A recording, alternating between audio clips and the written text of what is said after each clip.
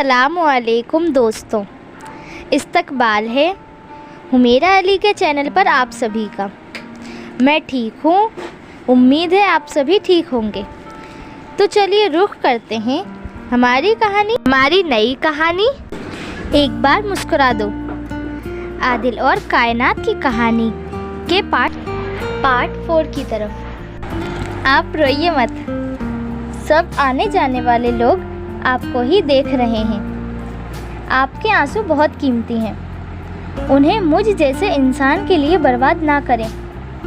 आदिल ये कहकर वहाँ से चला गया, लेकिन कायनात उसे क्या बताती कि जिस गम को वो अपने सीने से लगाए हुए है वो उससे कभी दूर नहीं हो सकता।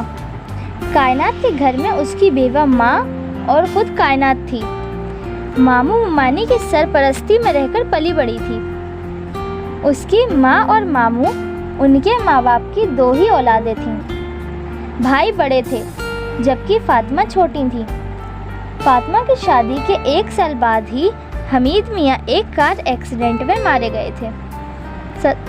ससुराल वालों ने मनहूस कहकर मियाँ की जायदाद से बेदखल कर दिया था। फातिमा बेघर हो गई, जीने की चाहत ही खत्म होने लगी। तभी एक उम्मीद की किरण खुदा ने दिखाई। फातिमा माँ बनने वाली थी। बड़े भाई ने बाप बनकर छोटी बहन के सर पर प्यार भरा हाथ रखा। रियाज मियाँ के 2 बेटे थे। बड़ा बेटा शिमरोज और छोटा बेटा इमरोज था। बहन की एक लड़की थी। उसके पैदा होते ही भाई ने कह दिया था कि ये मेरे शिमरोज की ही दुल्हन बनेगी।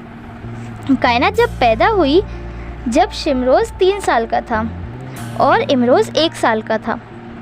जब शिमरोज 8 साल का था, कायनात 5 साल की थी। तभी उन लोगों की सगाई कर दी थी। मामू मुमानी की कोई लड़की नहीं थी, इसलिए मामू मुमानी ने कायनात को एक बेटी की तरह मोहब्बत करते थे और उसकी हर फरमाइश पूरी करते थे। शिमरोज और कायनात एक दूसरे से बहुत मोहब्बत करते थे।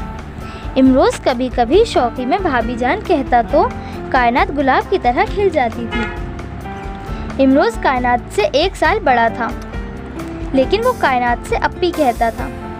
सबने ये ठीक नहीं समझा था कि बचपन से भाभी कहे, इसीलिए अप्पी कहलवाते थे।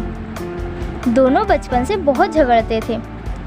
इमरोज की और कायनात की लड़ाई होती रहती थी। एक नहीं तो दूसरा छेड़े लेता रहता था।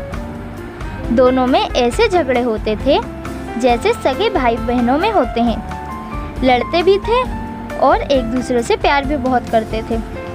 शिमरोज की और कायनात की बचपन की मोहब्बत जवानी की दहलीज पर कदम रखते ही परवान चढ़ी थी। दोनों एक दूसरे की पसंद का खास ख्याल रखते थे। शिमरोज को काला रंग बहुत पसंद था, क्योंकि जब भी कायनात काला लिबास पहनती थी उसके आगे ज़माने भर की खूबसूरती फीकी लगती थी।